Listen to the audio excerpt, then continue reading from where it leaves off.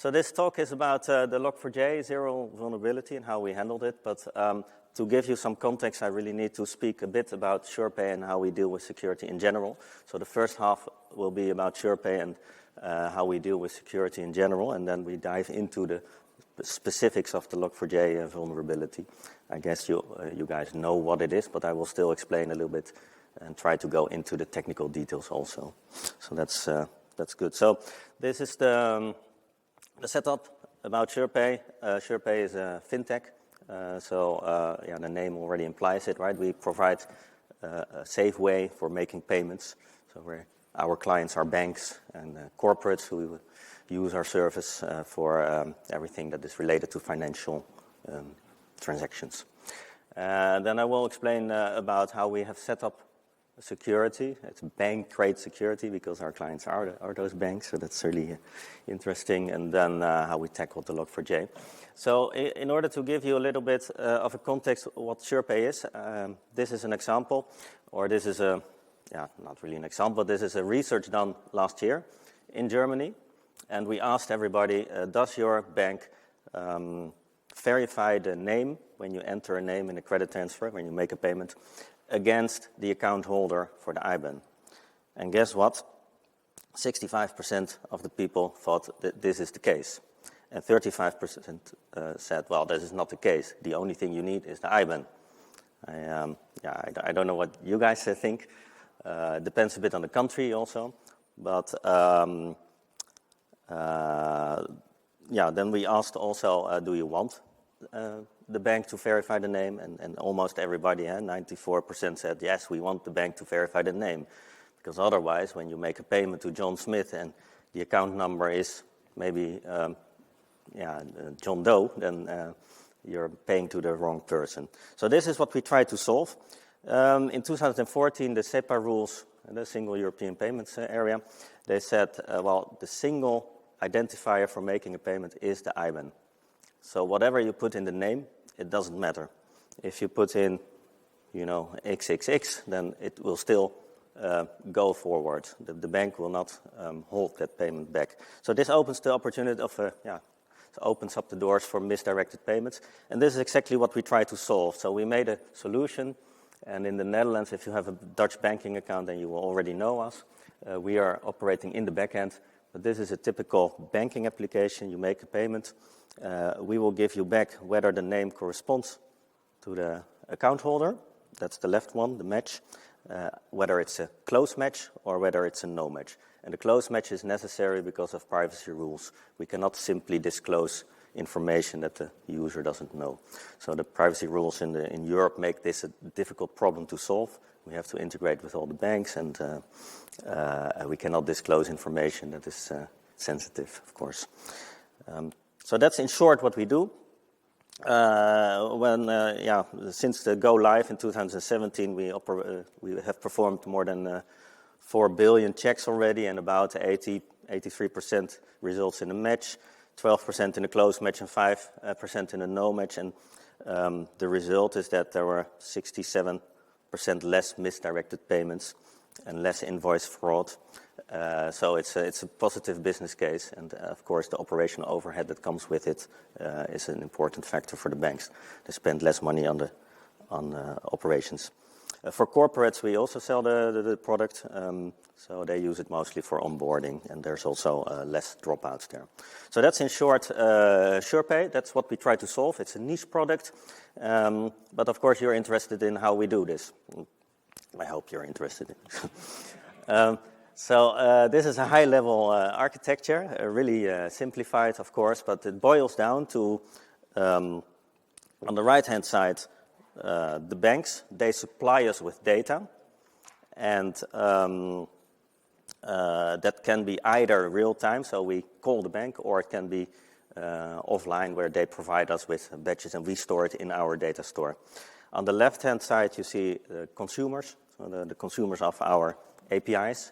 That can be a banking app or any financial organization booking application or something like that. We also provide a portal, and we can even do file-based checks. You just provide us a file, and then we give it back. So that's a really simple setup.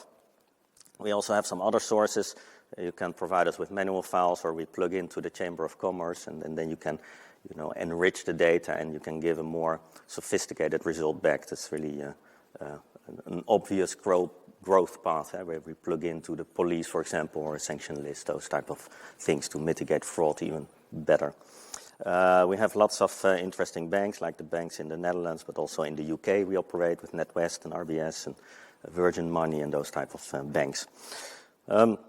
This is a different view of the architecture. We have an interface layer, a business layer, and integration layer. I guess you can plot this architecture to any company, but the reason I showed this is that we also have cross-cutting concerns layers, like the user management and logging and monitoring observability, and of course the security. So for security we use things like intrusion detection with alert logic. We have AWS. Everything runs on AWS, so we use things like Guard Duty, CloudWatch, Security Hub, those type of things for the security layer. And on the outer network layer, we use things like Route 53, AWS Shield, so the usual AWS stack, if you are familiar with it. That's on the technical side. We are a Java shop. We also use a lot of Kotlin and then Python, just because it's nicer, I think. It's more fun, at least.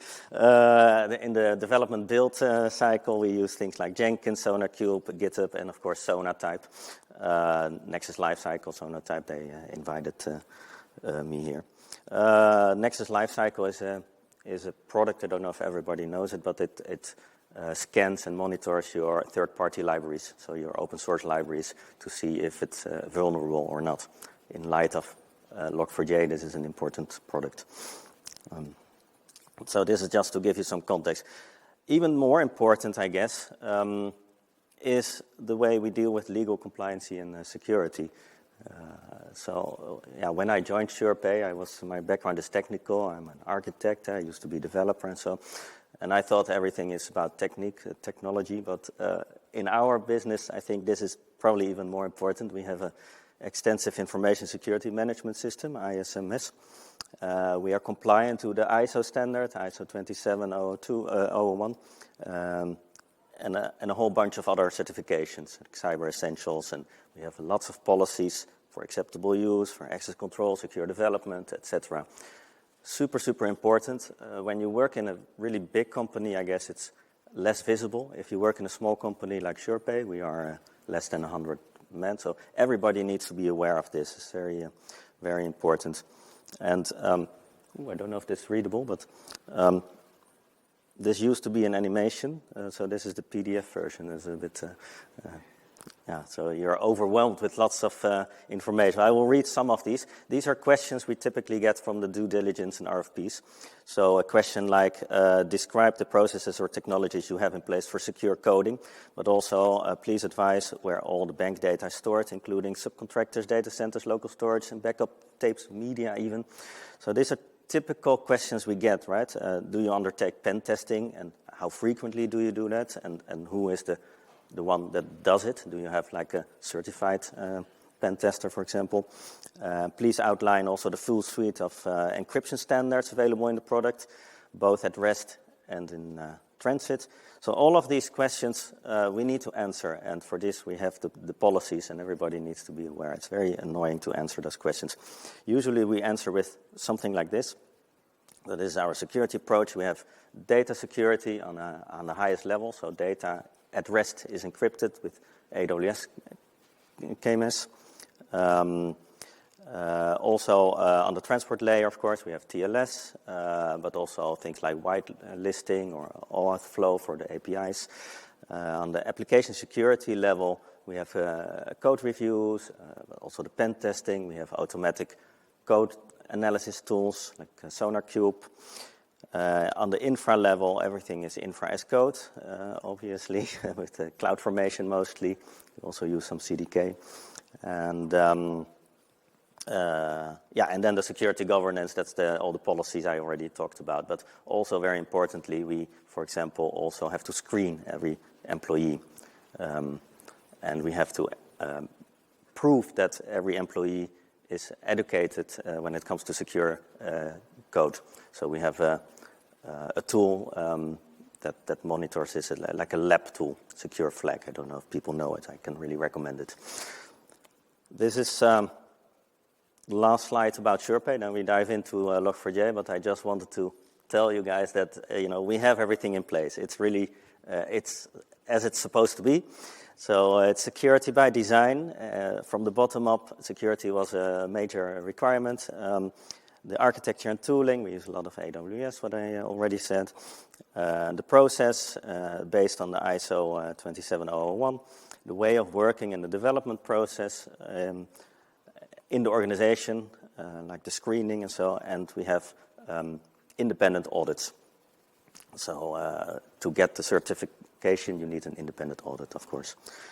So that's about SurePay, and that's the context.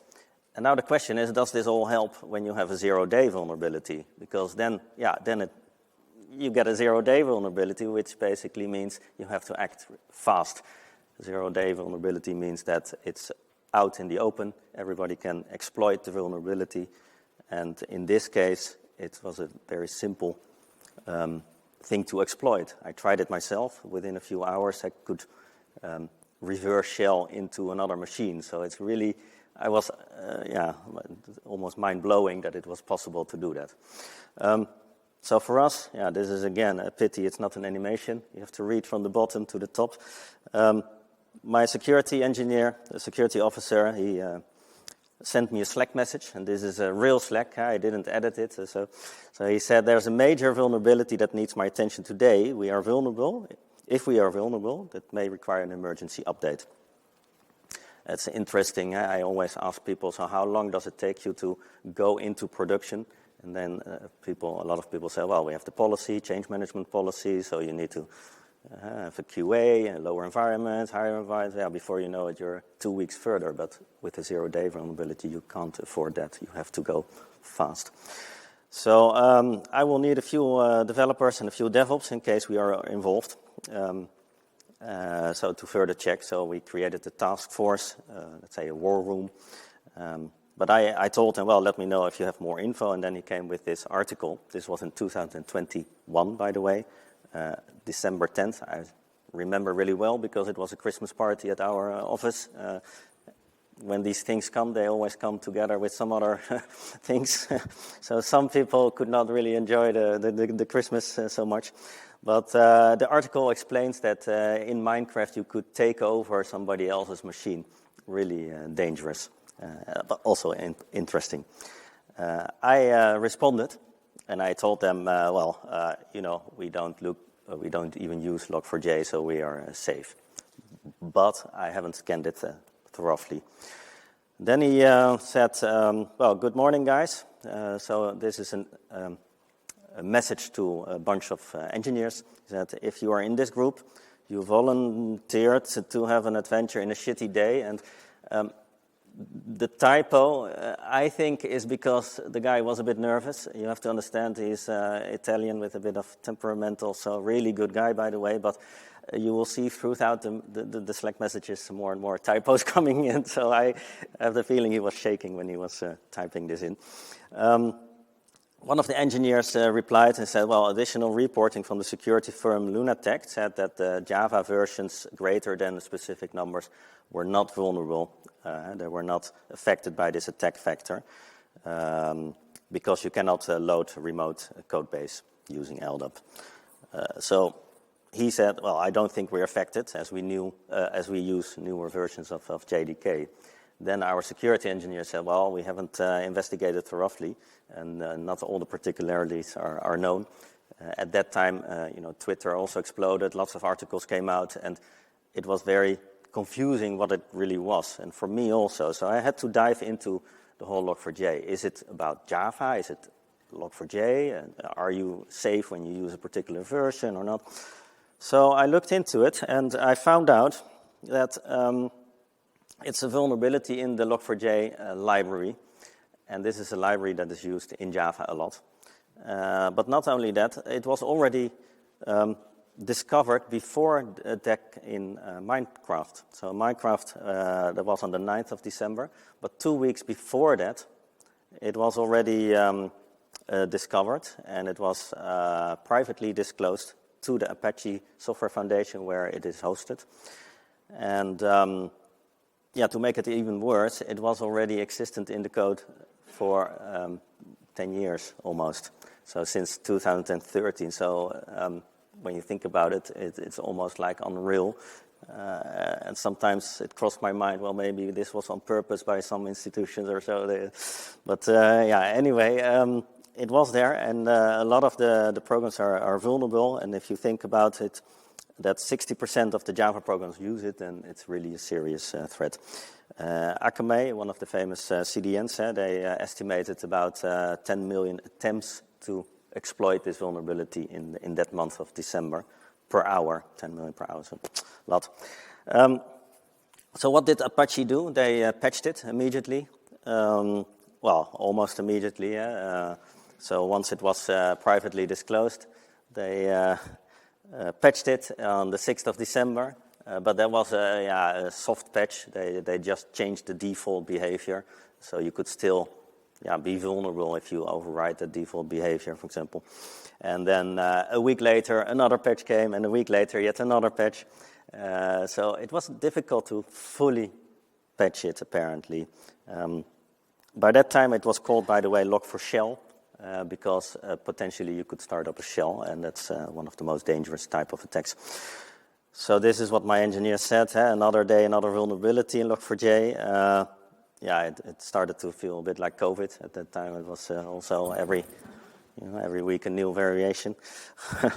And you might say, well, if it was patched, then why? What's the problem? This is a screenshot from the Sonatype website. They have a special section on Log4j. If you're interested in it, it's an interesting website. And you can see how often Log4j is downloaded, because Sonatype has the Maven repositories. So you can see how often it is downloaded, and about 25% of the still downloaded versions are vulnerable versions. So it's impressive. A lot of those are, of course, transitive dependencies. So it's not like people are purposefully downloading that vulnerable version, but it's it comes via another framework, for example. But just as dangerous, of course. In different geography locations, it's a different behavior. I saw that the Netherlands, you can hardly see it, but the Netherlands is not fully green.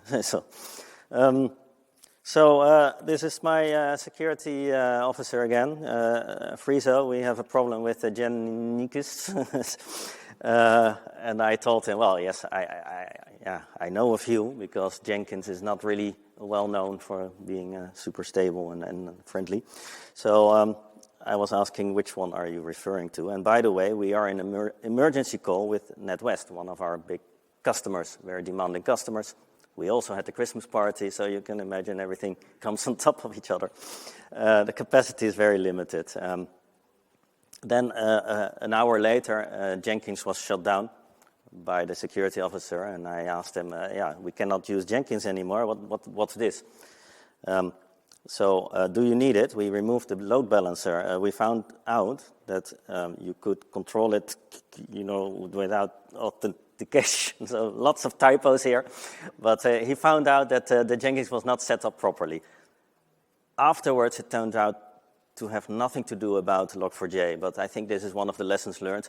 Once you have a zero-day vulnerability, you go over your whole landscape and you find a whole lot of garbage that you don't want to see, and you don't know if it has to do with Log4j at that point in time, yes or no. Of course, I asked him to start up Jenkins again, because it was not really a good moment to stop Jenkins at that time. So this is our approach. At first, we went over the whole of our landscape and verified, do we have Log4j in our stack? Yes or no? It's not that easy to answer, to be honest. I thought it was easy. We have the Nexus lifecycle. We know for every repository which dependencies it has.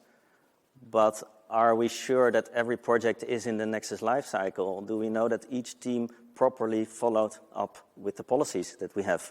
we were not 100% sure. So we ended up creating a script that goes crawling over the whole of the GitHub repositories to verify, to double check it, basically. Also, you don't know about third-party products. We use, for example, Elastic. We use SonarCube. We use all kinds of databases. Do they use Log4j underneath? Yes or no? So communication is also very important here. And then we wanted to monitor the system whether it was affected or not. So you go over the logs, the HTTP logs. Do you see incoming traffic that is somebody trying to exploit it?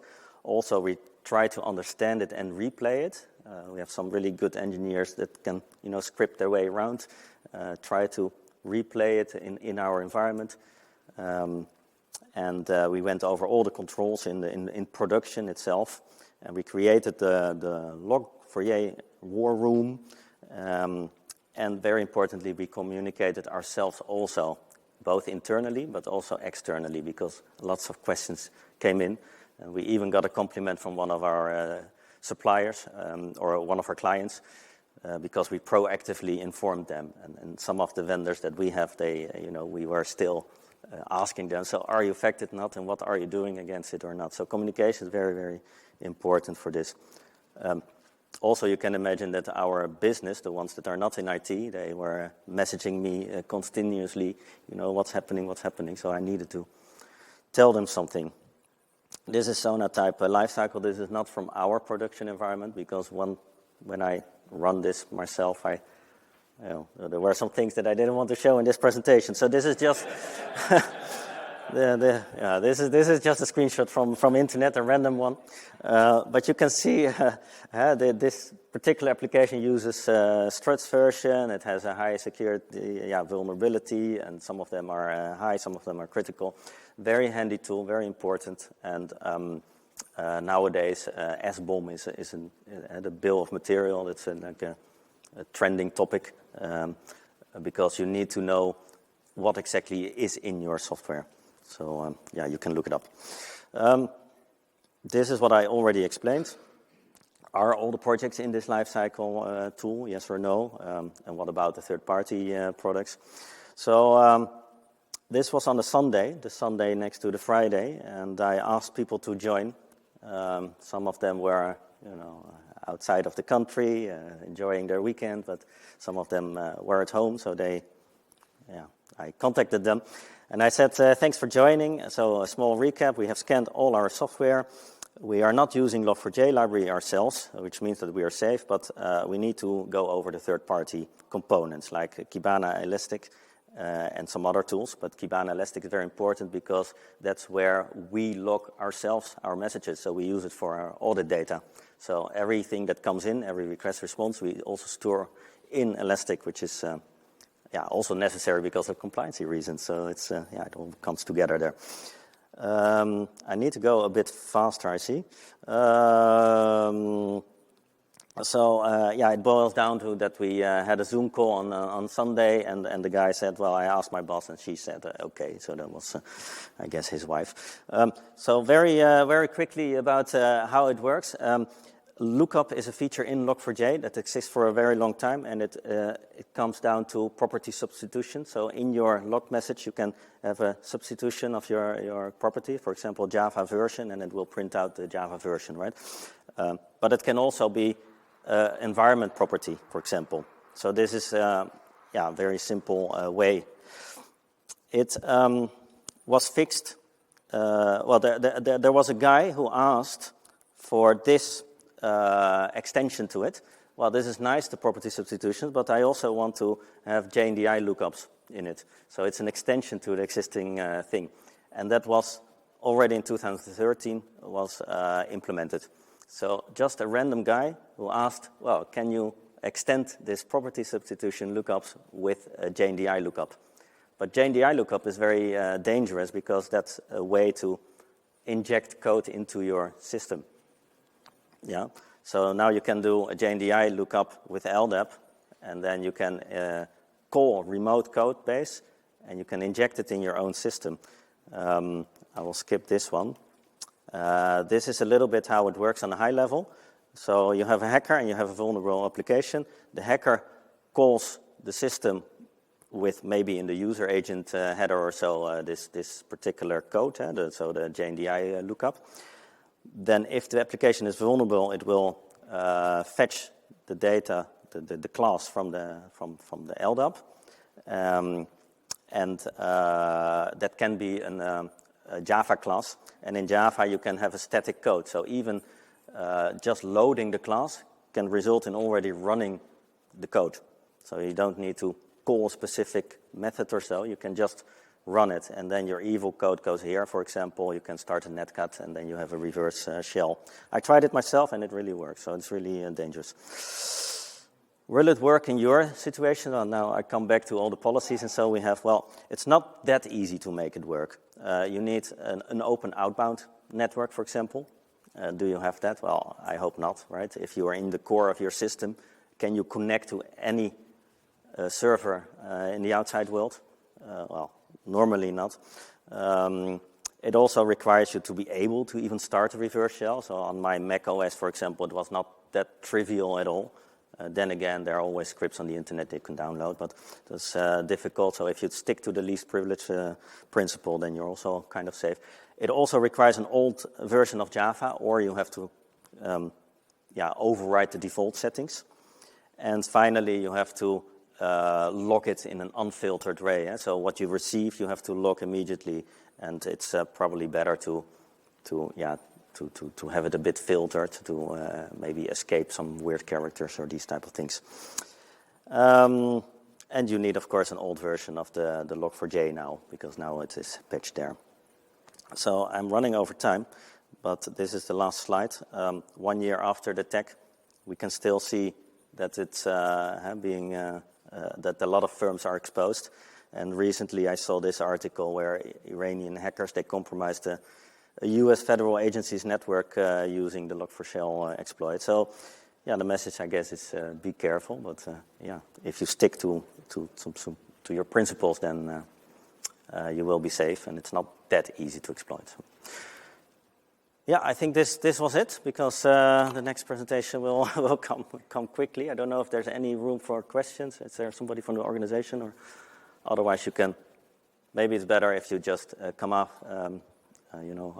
Reach me. I will be in the Sonatype booth a lot, and otherwise I will be walking around and you can contact me. Thank you.